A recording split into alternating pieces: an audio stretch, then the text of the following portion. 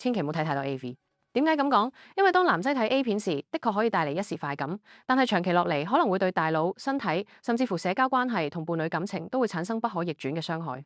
因為當男仔睇 A 片嘅時候，大腦不停釋放大量多巴胺，令到你嘅身體變得極度興奮嘅狀態。但係隨住時間累積，假如一個人太過沉迷，反覆接觸呢啲咁刺激，會令到大腦分泌大量多巴胺嘅 A 片。當你之後想同樣獲得一樣快感，你就需要睇更多先至可以令到我哋嘅大腦興奮起嚟。長期落去，你就會對呢類型嘅影片造成依賴，最後對大腦造成不可逆轉嘅損傷。你會對好多平凡事情覺得好無聊，冇晒興趣，人生淨係得 A 片先至可以滿足到你。慢慢落去，你就會變得情緒低落、雄風盡失啦、心不在焉啦，甚至你身邊嘅人都會嫌棄你，對你嘅感情同埋社交關係造成影響。